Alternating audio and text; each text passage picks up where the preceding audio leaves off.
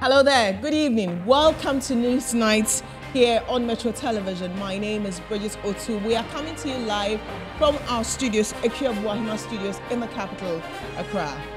The headlines tonight.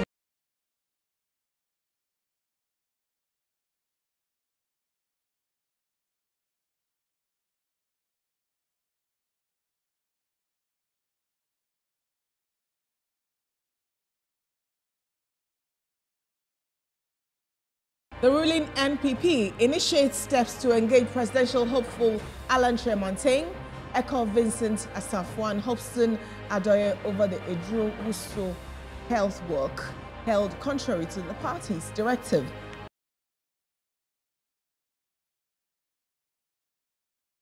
And in the wake of renewed clashes in Bawku, which has claimed 5 lives, Upper East Regional Minister Stephen Yakubu has been cited for complicity, a charge he refutes and opens up on effort to end the conflict.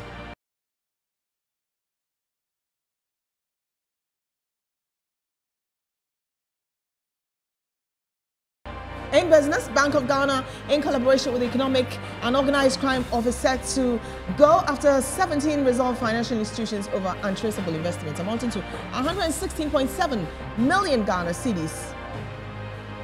On the international front, Kenyan President-elect William Ruto to engage with any presidential challenge to the election results as the country awaits an expected petition from losing candidate Raila Odinga. We have details of these stories and more coming up in the next 60 minutes. Again, thank you very much for joining us.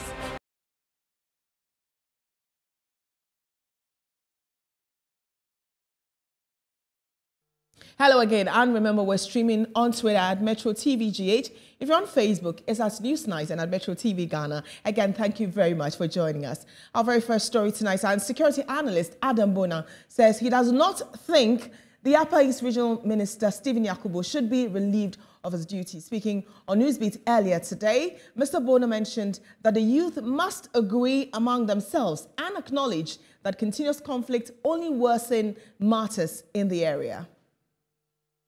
Now you call yourself a regional minister and regional security council chairman. What have you done to protect life and properties? That means that the regional minister is complicit.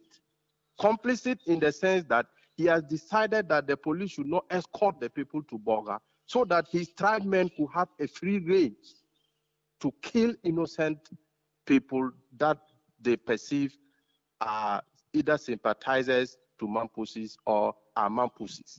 Yeah, I think that this is not the time for us to start sharing blames to people. This is an issue that existed so many years. The conflict is as old as 50 years because it started somewhere in 1957 and 56, 57.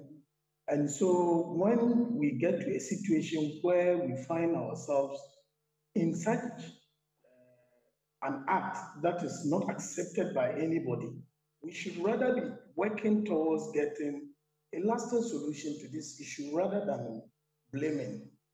This conflict has persisted,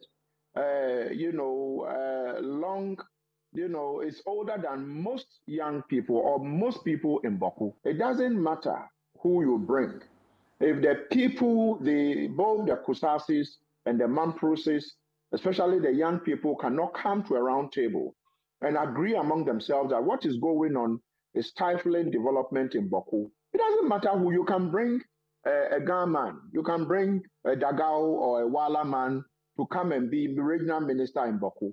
Something would happen and he's going to be, painted as someone who belongs to one. And we're going on the phone to speak to the Upper East Minister himself. A very good evening, and thank you very much for joining us. Yeah, good evening. Mr. Stephen Yakubu. Right, I just want to, I'm sure you listen to the security analyst. He believes that you should not be relieved of your post. What would you say to that? Well, before I start, I think I want to play it through this medium to all. If you could raise your voice a bit, it would help. I can barely hear you. Thank you. I'm saying that, first of all, I'd like to thank you for giving me this opportunity. Right, that's fine. Also through this media to appeal to all Bawku both Kusase and Mampus and all the tribes that are living there, that look, it is time for us to make peace. It's time for us to live in peace because we are brothers and sisters and we are living there. We've been living there for all these years. Right. Therefore, we should make peace for ourselves. Okay. As to the question you asked, I don't think that as a regional minister, want peace in his region. Regional minister doesn't bring war to his own people. And therefore, and decisions taken by RESEC, the regional minister is just a chairman of RESEC.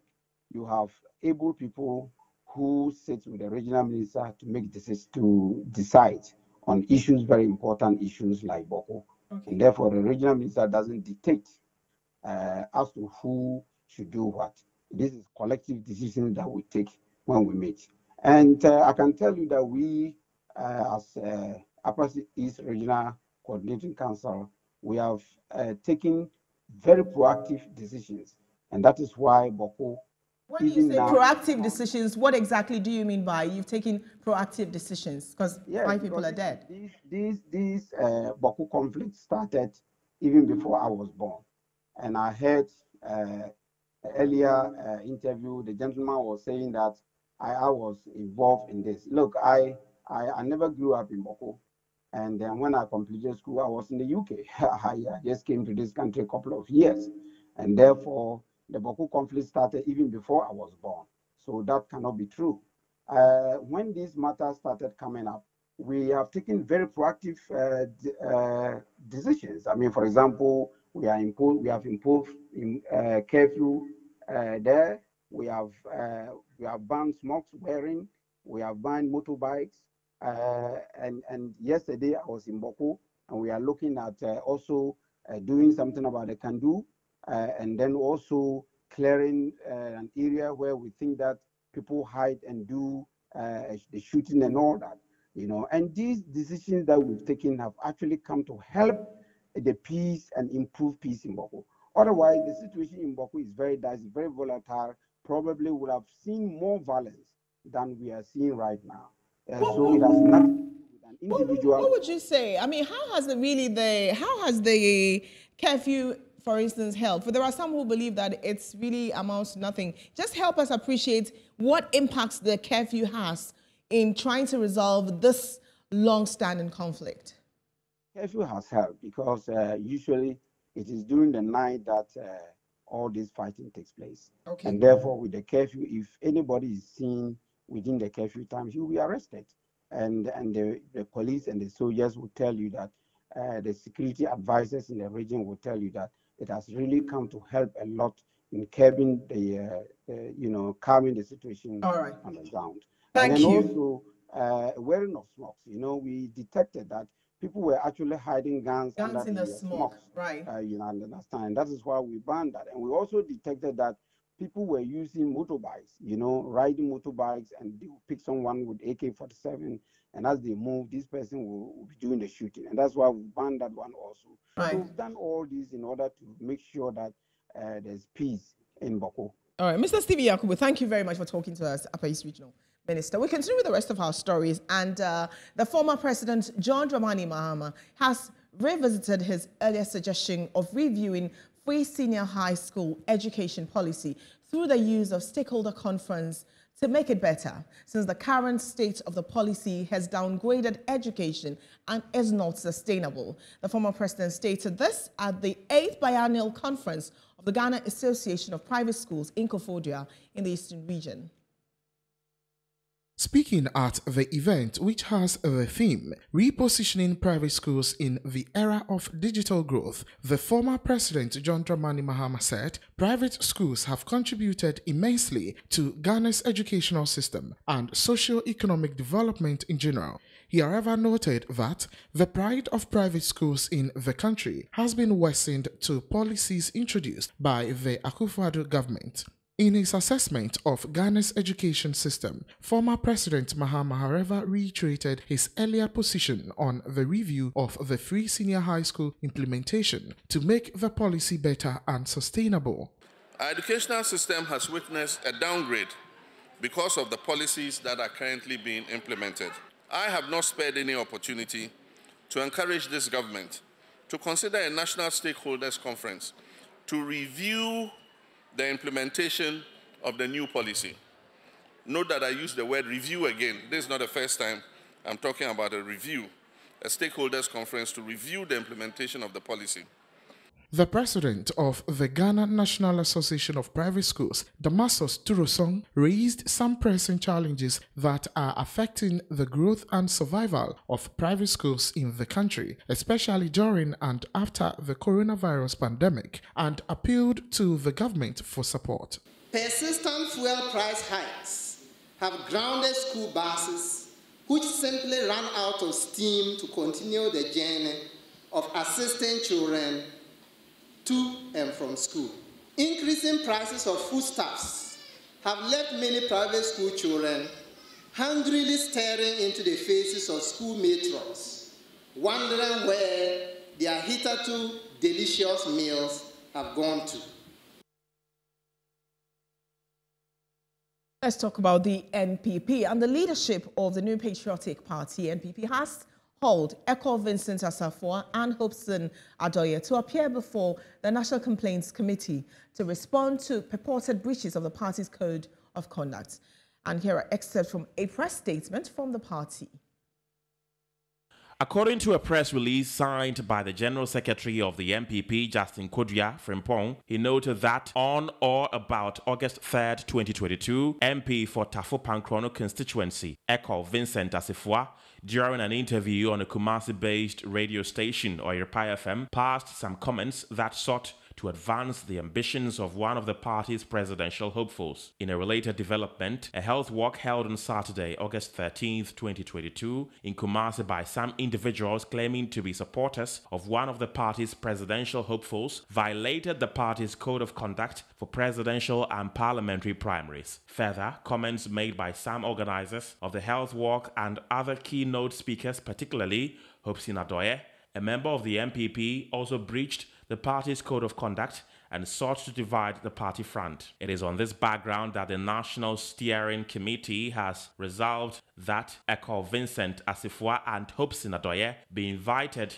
to appear before the National Complaints Committee as provided for in the party's code of conduct. Additionally, under the instructions of the National Steering Committee, Alan Chermatin has been written to in respect of the Edruoso health walk that was organized in his name. The press release further reiterated the party's commitment to ensuring the activities of all party executives and supporters of presidential and parliamentary hopefuls do not breach the party's code of conduct.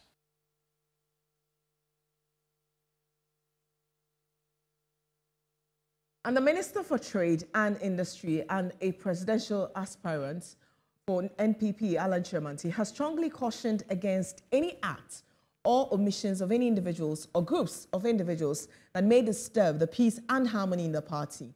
This follows a press release issued by the General Secretary of the party over a breach of code of conduct by Hobson Adoye, the organizer for the health walk, held in his name. According to him, the NPP has always stood for unity, peace, and progress for every Ghanaian, and he has worked tirelessly to uphold the virtues in his years of service to the party. He added that he passionately believes it is impossible or inappropriate to diminish or distort the fundamental contributions and stature of any of the founding fathers of the NPP tradition, and therefore encourage party faithfuls to focus on this indisputable facts.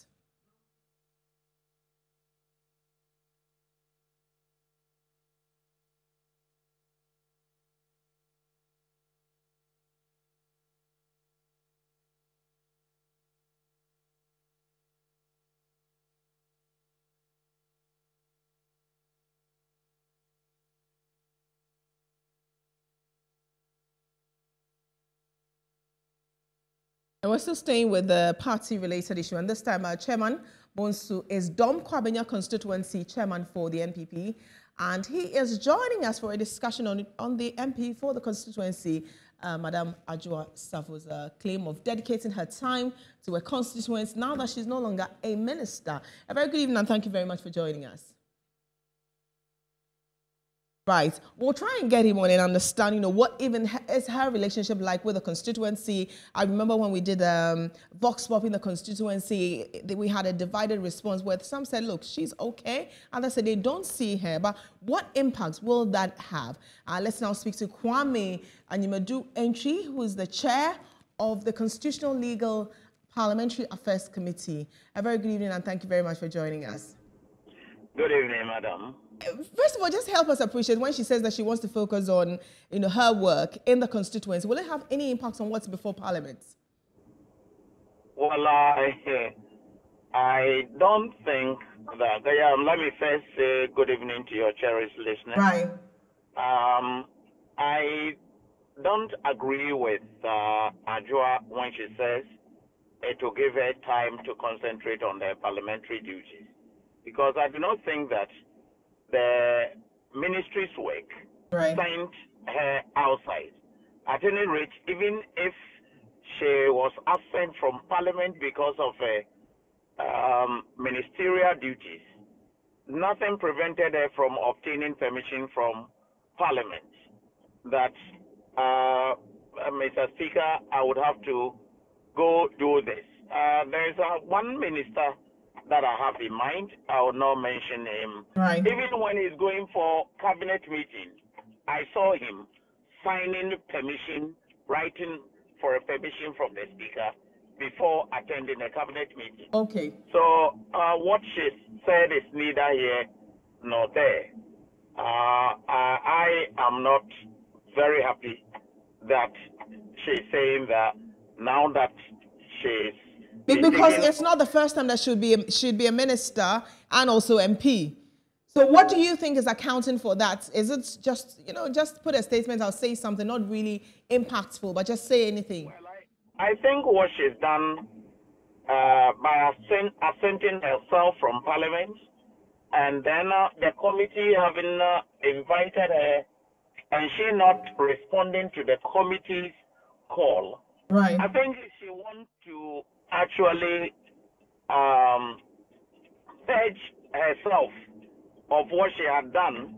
Right. I think she should go straight to the point and apologize to Parliament and says that maybe something took her out of Parliament, but now she's back to do normal duties. But to say that because I am taken off from ministerial duties, I'll be able to do my parliamentary duties. Right. Neither here nor there. Would you, in your professional opinion, say Parliament has been lenient on her since a decision has still not been taken, despite the consistent declining of their invitation or what she says she never saw? Well, I think she must have a reason, whatever, why she stayed out of Parliament. But not when you have been invited by the same Parliament that you serve to actually honor an invitation or give reasons why you cannot honor the invitation. I think that is what is the issue. For now, the Speaker had not made a decision. There was an argument in Parliament whether it's the Speaker that should, and the Speaker would have to rule whether what the committee has said is final or the plenary would have to vote on her. But even that is not good enough. Okay. Because I think that for Ajua to be an issue, even at Domiko Abenya, for others to say that, okay, let's vote against her or not vote against her, that alone is not good enough. Okay. Has her absence in any way hurt the NPP? Sorry? Has her absence hurts the NPP in any way in Parliament? It's not only MPP. It's actually disturbed a lot and the country as well. Right. Okay. Thank you. Thank you very much for talking to us. We'll have Chairman Bonsu back. Chairman Bonsu is Domiko Abenya constituency chair for NPP, and he's here again to talk about Madam Ajua Safo's claim of dedicated time to her constituency. A very good evening and thank you very much for joining us. Hello, sir. Right, we don't seem to have her. We'll move on to some more stories while we try to connect with Chairman Bonsu on what it is that is happening in the constituency now that she says she has more time dedicated to the constituency, which is like her core mandate. She was voted as MP. The minister was what some would say, quote, a bonus. Chairman, good evening. Good evening. Right, just help me understand what's happening in the constituency. You know, since she accepted that, she accepted the sacking or received the acceptance of her sacking from the president. What's happening at the constituency level? I want to know. Oh, it's kind of a mixed feeling. In fact, like I'm saying, we are not none of us is in a jubilant mood at the moment. Even though that's not how we wanted the situation to unveil, but that's what we found ourselves at the moment. But the constituency must be excited because she says now she would have more time to do her core job in Parliament, which is to represent Dom Kwabena. Well, if that is what the member of Parliament is saying, that she's happy about that, and because of that she will have more time to concentrate on the constituency, that's fine. But I don't know. The party structures will decide, because as of now we work under the region and the national. So whatever decision that will come, we will abide by it. Okay. That's how it is. But just help us appreciate, during the period that she was absent abroad for whatever reason that's not very clear to us, what was the situation like in the constituency, and what impact did her absence have on the constituents? It hasn't been the best of situations, like I keep saying. The member of Parliament could have done better than what is happening now, and it's unfortunate that the Privileges Committee invited her and she couldn't attend. But well, we are waiting for a decision from the Speaker of Parliament. Are you scared or worried that she could be removed and you'd have to do a by-election, or you are looking forward to a by-election? That's what I'm saying, that we are waiting for the National Party to give us directives. Okay, so regardless of what happens at the Privileges Committee, there will be a decision. What would that decision be? By election, they have to inform the EC, the Electoral Commissioner, and then from there we'll take it over. Okay. So I think there's going to be a by-election, and we are also prepared for it. Okay, all right. Thank you very much, Chairman Bonsu, for talking to us. You're live here on Newsnight. That was Chairman Bonsu, Dom Kwabena constituency chair, saying that they are ready for a by-election, and he thinks there will be a by-election. The Electoral Commission will be informed of it. You're live here. Send us your comments online on all our social media platforms. We're taking our very first break. We'll be back with more. Stay with us.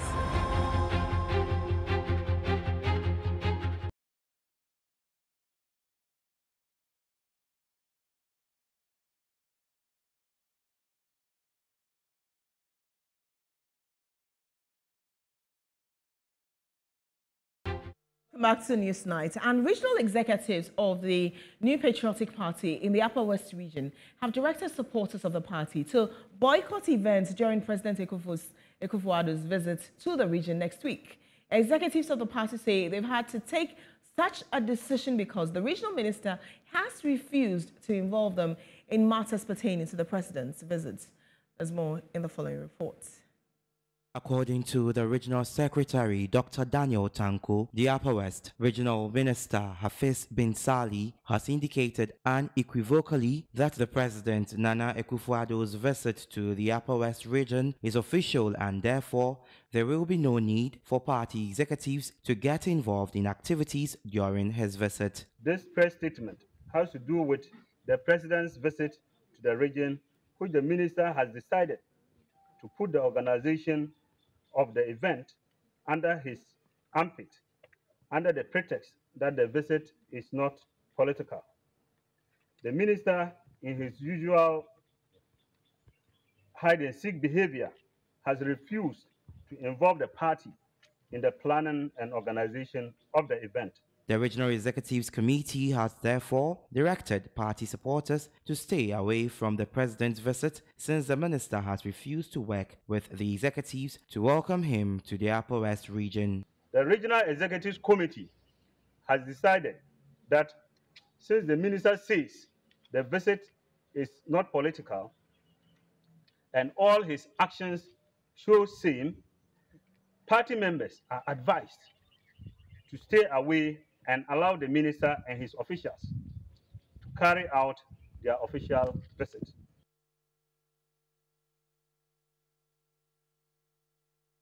We're going on the phone to speak to our Upper West regional correspondent, Adam Musa. Adam, good evening, and thank you very much for joining us. Good evening to you. Right, just explain to us, what the response has been to this directive. Well, according to the regional executive, for some time now, they've not been. Adam, we can barely hear you. For some time now, according to the regional executives, meetings with the executives and the minister has been very difficult, and the recent one has to do with. All right, we'll try and work Adam's line. We can barely hear him in the studio, and continue with some more stories now, and then we'll try and connect with him up north. Right, so Winston Taki is here with the very latest. EOCO is in the news. Bank of Ghana is in the news because some 17 institutions have 116.7 million cedis they're about to return to the States. And they say they will trace that money and bring it back. And Winston has details on business. Stay with us.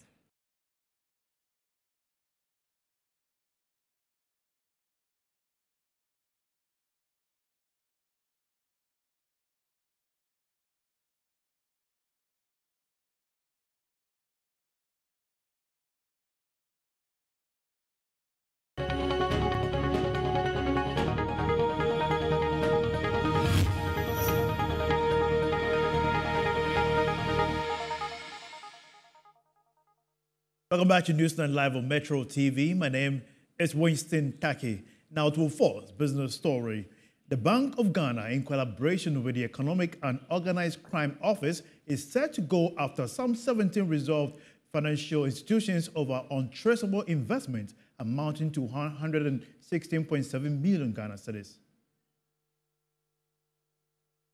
Released by the central bank, it has identified placements that were made by some specialized deposit-taking institutions and other investment companies, but noted that the attempt to trace the whereabouts of these investment companies have been proven unsuccessful. The document said with clearance from the Bank of Ghana, the receiver of collapsed microfinance companies and special deposit-taking institutions has referred 100 landed properties to EOCO to be investigated to ascertain their ownership status. This, however, comprises 68 landed properties relating to 5 microfinance companies and 32 relating to 9 savings and loan firms. It's noted that EOCO has since advised that these companies' accounts are frozen while they conduct the investigations. Meanwhile, the central bank has provided 10 billion grant to assist the EOCO to do its work. Portion of the grant are to assist the EOCO to complete investigations into the causes of the mess in the banking sector. In total, the government has spent 23 billion Ghana cedis to undertake this exercise.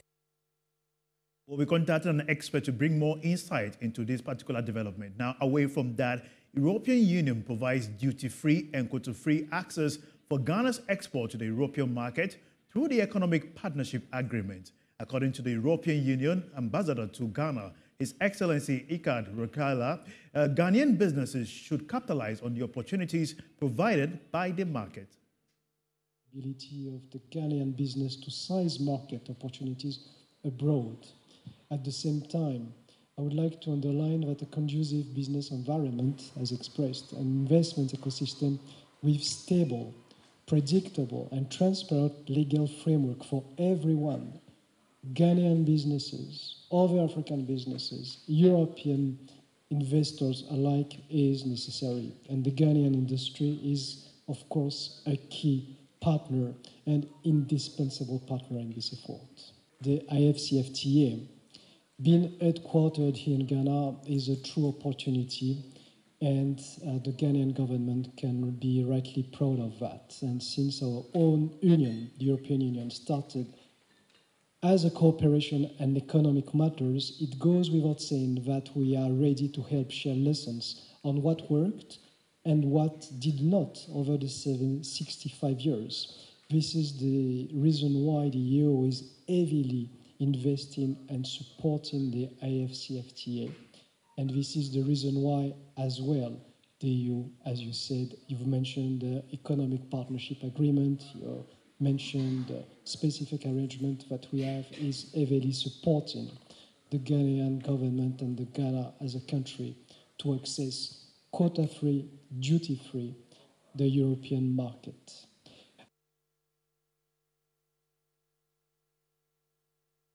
Now, when nuclear power is added to energy mix, foreign investors will be attracted to invest in Ghana due to the stable power supply. In an interview with Metro Business, the Director of Business Development at the Association of Ghana Industries, Johnson Opoku-Boateng, says this development would accelerate business growth in the domestic economy. They are looking at bringing in the nuclear option, which is very, very cheap. Okay, so if that one comes up on stream the next few years, then that is a feather in the cap of the government, because then it comes to support industry. We believe that if power is hiking, we are not saying that there shouldn't be any increment in power or utilities. Of course, they are also in manufacturing, because they are supporting their services, right? And they are providing very key services. What we are saying is that the cost or the rate at which it's increasing should be looked at. Because if you look at it from that perspective and you hike it, then the effect is that you're going to be getting industries also, in the backyard. And when that happens, then the job creation issues that we are talking about, we are not going to achieve that. A lot of youth will be in the system, they won't have jobs to do, there will be unrest, and so on and so forth. So we are talking to government, and we judge out government a lot, to ensure that when there are increases in utilities and so on and so forth, it should not jump or it should not hike up. Because once it happens, then obviously we are going to be having a lot of industries closing down, and that is not good for the economy.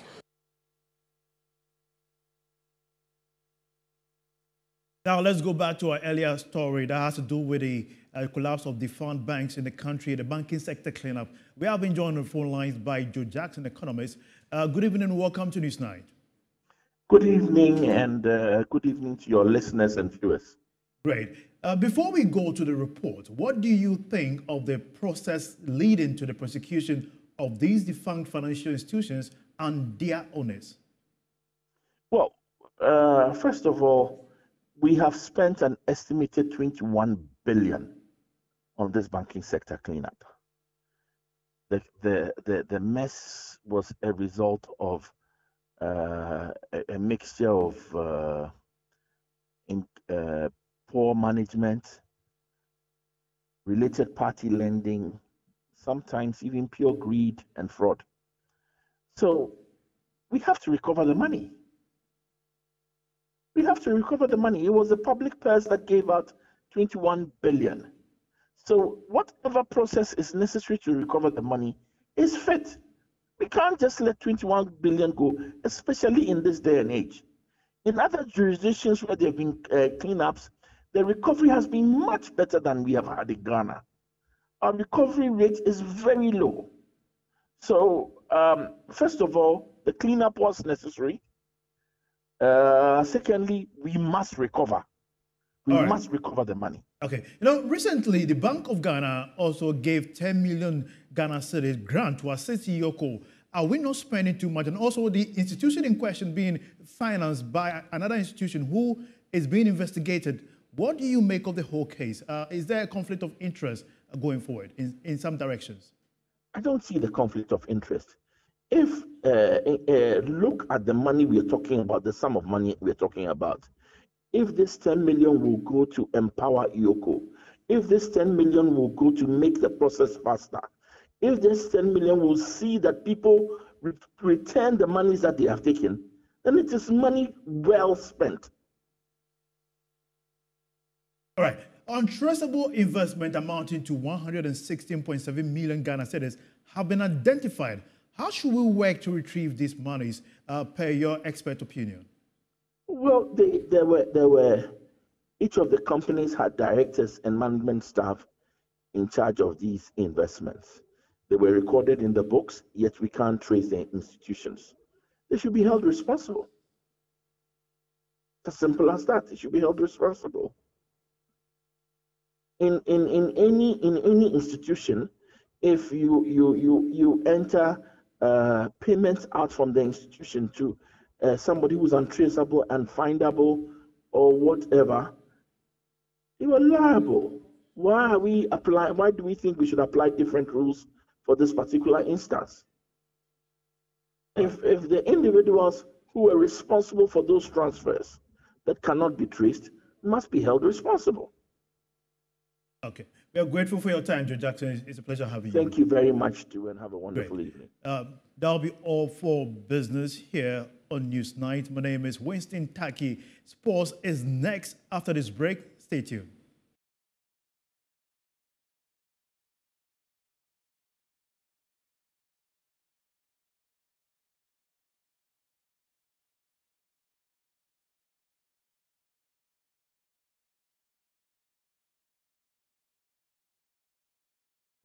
Right, and the Bank of Ghana has increased the monetary policy rate by 300 basis points. And I just want to read, a quick, I'm sure you saw the statement the day before, yesterday, where they said there was going to be an emergency meeting, and Bloomberg had picked that. And it says that the Monetary Policy Rate Committee today held an extraordinary meeting to review recent developments in the economy and assess risk to the outlook. And the committee took note of the increase in inflation in the month of July and heightened pressure in foreign exchange markets, and deliberated on the underlying drivers. And a summary was given, which will be given you in our subsequent bulletin on Newsnight, and other bulletin with Winston and the other business team. But Phil John Quarty Panaman is on standby for sports. With Phil. All right. You're fine, by the way. Okay. Up next, we're bringing you sports.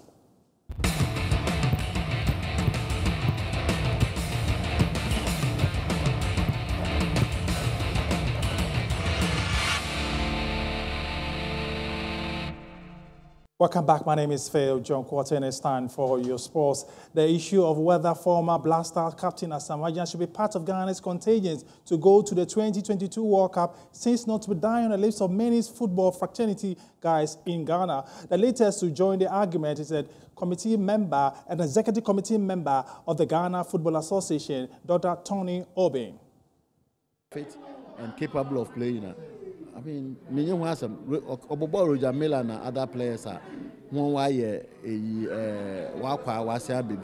their advanced ages are what ball pa. If you are Ronaldo with in 36, I think we need to Asamoah Gyan. Into Ronaldo, but not Asamoah Gyan, I am fitter. That's all about there and join. But as he himself said, also Behe or Bepeda or fit. Now I fit, no let who do fit there. He will present himself for consideration. One card out the number of Black Stars by force. Now coach in the fitter. Honestly, so Mijidi say, I mean, why not? Because of our experience. First of all, on your fit and fit enough to play in the very competitive international game today. Obobi a few years ago. I tell you, if Asamoah Gyan is good, because in the position, I mean personally, I'm sure that you will be all year experience to replace him since I personally, I'm sure that the kind of football he played, you be yet. It is enjoy fit them not now. I'm blinking in your cry over friend. If it comes back to the previous level now, why not? I mean, Suleiman Tari Obahasi, ne ball Obono, and with the experience room, maturity room, into say Obade, also why you fit, and I insist on being fit because ball boy Kobana and your fitter, who have injuries, be a win here, Pobo Tomato. Dr. Tony Obin is an executive member of the Ghana Football Association, speaking in the Fanti dialect on whether to allow Asamoah to be part of the Ghana's team that will go to the World Cup or not.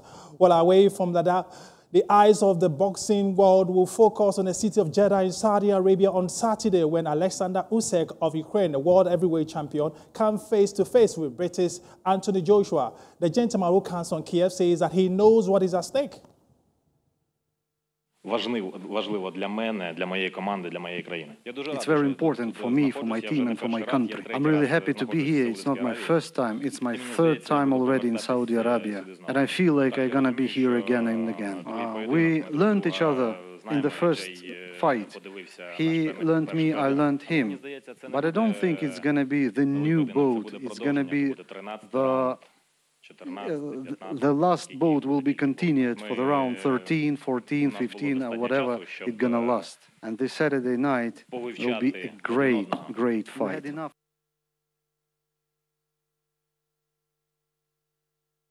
Ukrainian boxer Alexander Usyk preparing for Anthony Joshua on Saturday in the city of Jeddah in Saudi Arabia. We'll bring you all the build-up to that very fight right here on Metro TV.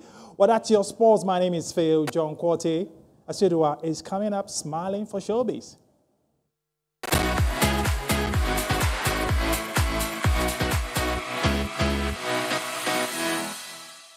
My name is Asidua Akumia and it's time for entertainment news.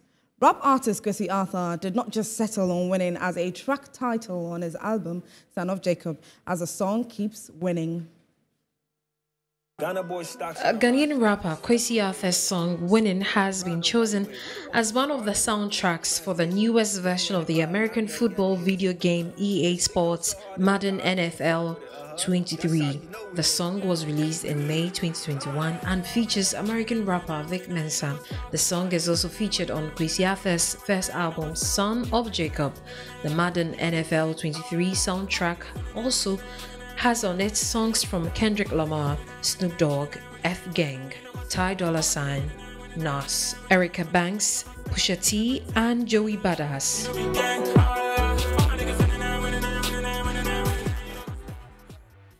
And for the next story, American rapper A$AP Rocky faces 2 counts of assault with a semi-automatic firearm with allegations of personally using a firearm.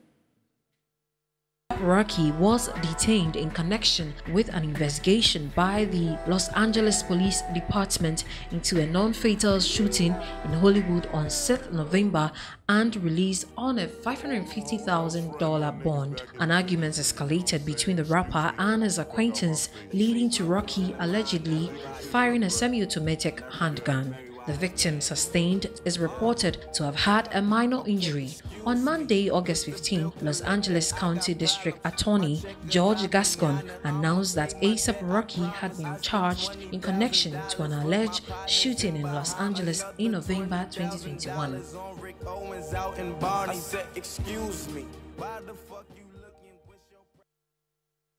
Well, that's it for entertainment news. My name is Asidua Akumia. Bridget? Right, it will bring you international news next.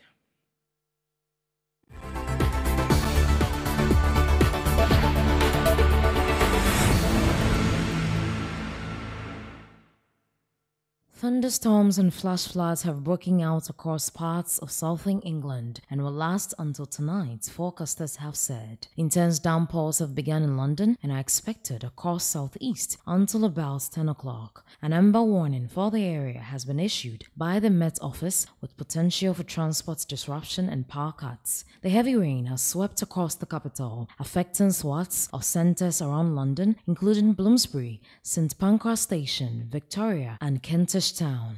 Kenyan President-elect William Ruto says he will engage with any potential court challenges to the election results as the East African country awaits an expected petition from losing candidate Raila Odinga. Ruto, the country's deputy president, spoke to journalists on Wednesday after meeting with members of his political alliance.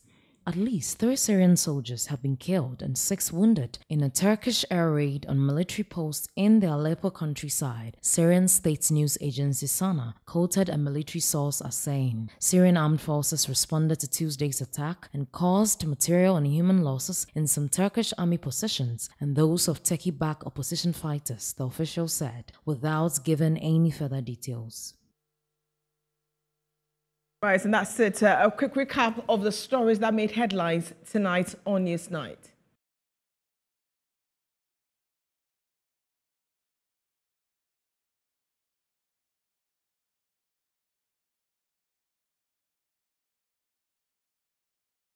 And we brought you the story of the ruling NPP who have initiated steps to engage presidential hopeful Alan Kyerematen, Eko Vincent Sefwa, and Hobson Adoye over the Eduro Woso health work, held contrary to the party's directive.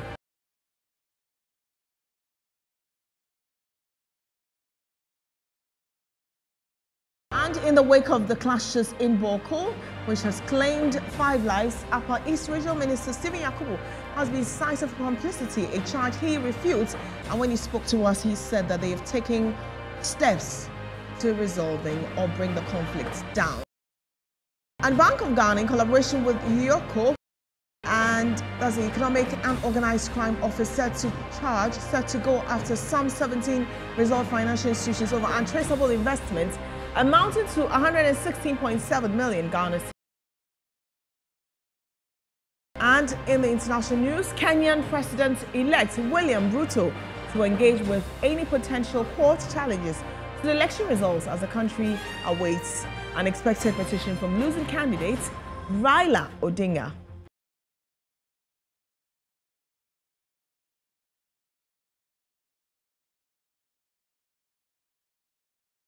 Right, and remember at 9 p.m. my colleague Ogbodai Togbo Ashon will be on with Community Watch. Which community is he in? What issues is he going to address? Join the team at 9 p.m. on Community Watch. My name is Bridget Otu on behalf of my director, Solomon, floor manager, Jennifer, and producer Ogbodai Ashon. We say thank you very much for joining us.